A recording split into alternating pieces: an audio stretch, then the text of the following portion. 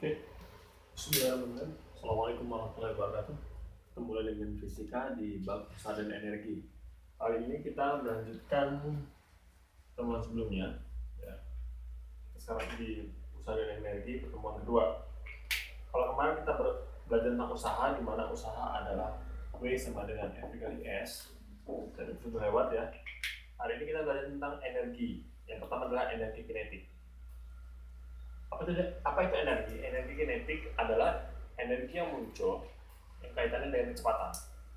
Di SMP sudah pernah dibahas, yaitu energi kinetik sama dengan setengah mv kuadrat ya.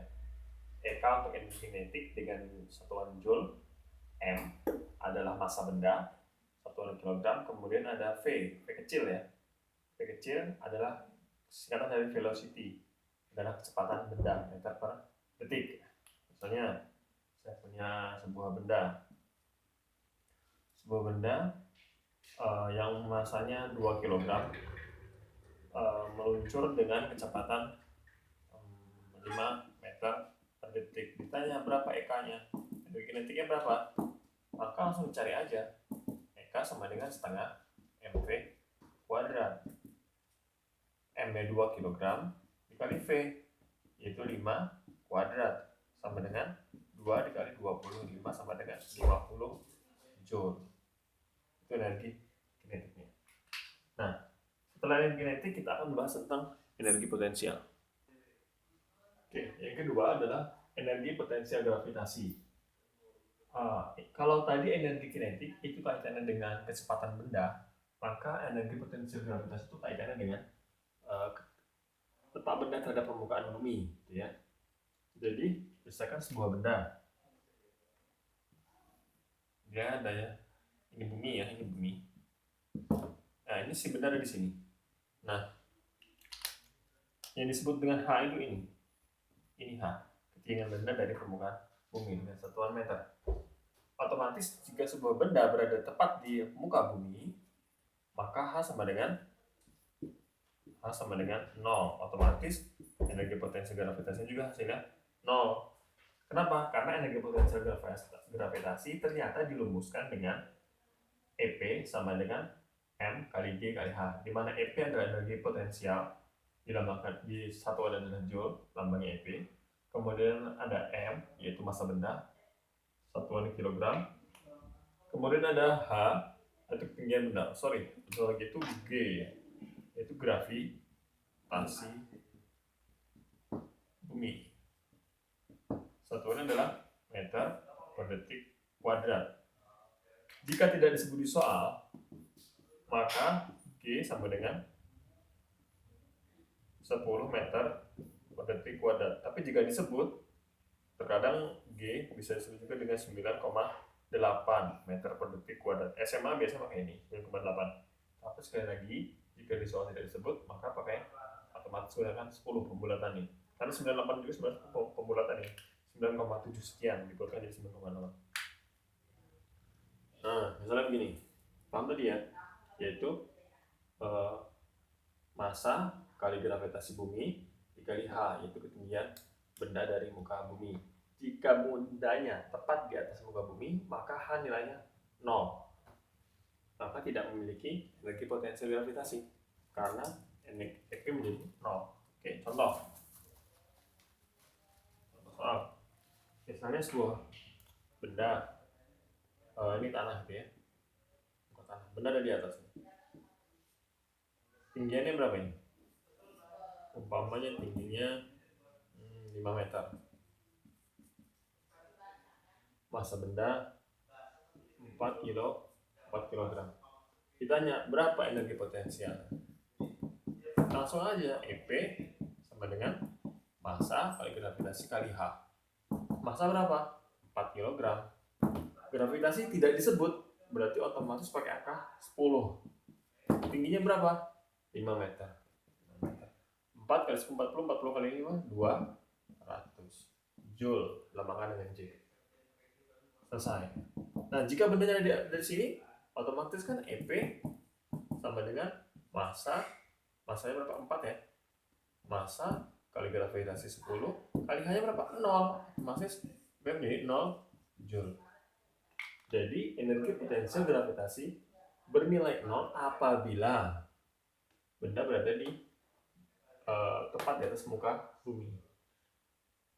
Kalau di energi kinetik tadi, energi kinetik ya, sekilas kita balik sedikit, dia bernilai nol jika V-nya ini yang nol, lalu bendanya diam, maka energi kinetiknya bernilai nol. Oke, kita lanjutkan lagi, yaitu di bagian kaitan antara usaha dan energi. Kalau kemarin kita belajar W sama dengan F dikali S ya, gaya dikali jarak perpindahannya. Dan delta E ini kita tadi belajar tentang EK dan EP. EK sama dengan setengah mv kuadrat dan EP sama dengan M kali G kali H. Maka si W ini tadi ya, coba isi lagi. Ini kan tadi ya, teman sebelumnya ya. Maka W sama dengan delta E. Kita buat satu-satu dulu. Maka nilai usaha sama dengan perubahan energi kinetik, yaitu setengah mv 2 kuadrat dikurang setengah mv 1 kuadrat, atau kita sederhanakan menjadi setengah m dalam kurung V2 kuadrat dikurang V1 kuadrat. Ini W. Dapat satu rumus. Apa itu V2? Apa itu V1? V2 adalah kecepatan benda pada kondisi 2. Kecepatan kondisi 2. V1 adalah kecepatan kondisi 1. Misal saya punya mobil nih. Mobil ini beratnya 2 ton. Bergerak dengan kecepatan misalnya 20 meter per detiknya. Sampai di jarak tertentu nih, si mobil tadi ini V1 ya. Di sini mobil diam,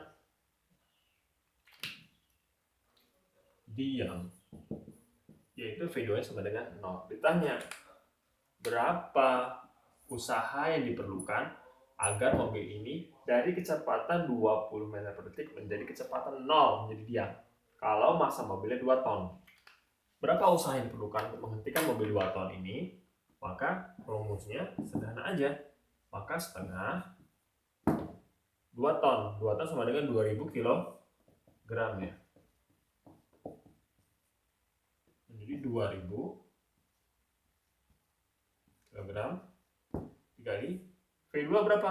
0. V2 kuadrat. 0 kuadrat dikurang V1 kuadrat 20 kuadrat.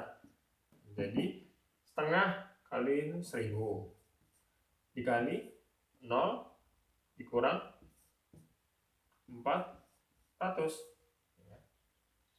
sehingga menjadi 1000 dikali min 400, sehingga menjadi minus 400.000 joule. Tanda minus artinya arah usaha berlawanan dengan arah benda, dengan arah gerak benda. Jadi kalau tadi bendanya yang ini mengarah ke kanan ya, kecepatannya ke arah kanan ini, maka usaha dilakukan itu ke arah kiri. Karena apa? Berlawanan, makanya hasilnya negatif. Loh, kok bentuknya ke arah kiri? Kenapa? Karena ternyata ini adalah gaya gesek. Nih, si F ini tadi pada usaha tadi adalah gaya gesek. ke arahnya berlawanan, makanya hasilnya negatif.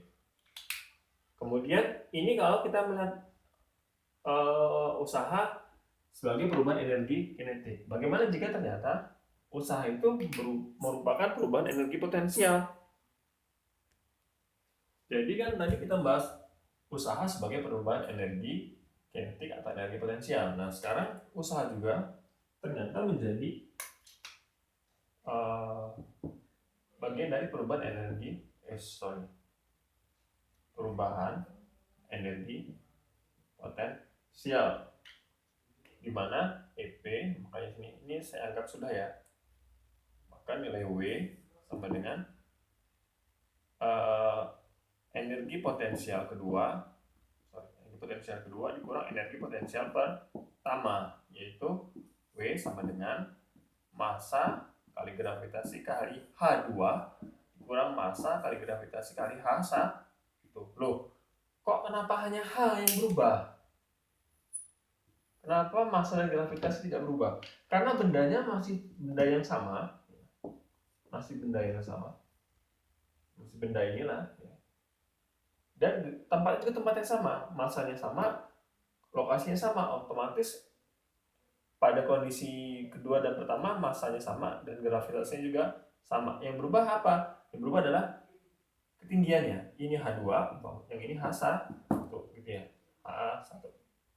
Sehingga nilai W sama dengan massa kali gravitasi dikali H2 dikurang H1. Apa itu H2? H2 adalah ketinggian pada kondisi kedua. H1 adalah ketinggian benda pada kondisi 1. Contoh, ini umpamanya. Jadi sebuah benda berada pada ketinggian misalnya 10 meter. 10 meter nih. Nah ini kita rubahnya nih. H1 yaitu 5 meter. Jika gravitasi di tempat itu adalah, jika gravitasi sama dengan 10 meter per detik, dan massa benda misalnya 100 gram, berapa nilai usahanya untuk merubah kondisi benda yang tadinya ketinggian 5 meter naik dia menjadi ketinggian 10 meter. Tadinya kan dia cuma 5 meter nih dari permukaan bumi. Kita angkat ke atas jadi tingginya 10 meter jika massa bendanya 100 gram. Maka nilai W sama dengan W adalah perubahan energi potensial. Kenapa? Karena kaitannya sama ketinggian ini ya. Maka W sama dengan massa kali gravitasi kali H2 dikurang H1. Berapa massanya? Massanya 100 gram. 100 gram rubah ke kilogram dulu. Sama dengan 0,1 kilogram. Maka 0,1 kilogram dikali apa? Dikali gravitasi. Gravitasi berapa? 10. Mudah saja ya. Meter per detik kuadrat. Dikali H2 kurang 1. H2 berapa? 10. H1 nya berapa? 5. Sehingga kita dapat data sekarang adalah 0,1 kali 10 sama dengan 1. Sorry ya. Dikali, berarti 1 dikali 5 sama dengan 5 Joule. Jadi untuk merubah usaha yang dilakukan untuk mengangkat benda 100 gram dari ketinggian 5 meter menjadi ketinggian 10 meter di suatu tempat yang gravitasinya 10 meter per detik kuadrat adalah sebesar 5 Joule. Itu kaitan antara usaha dan energi. Oke, setelah ini kita akan belajar tentang hukum kekekalan energi mekanik. Oke, terima kasih. Assalamualaikum warahmatullahi wabarakatuh.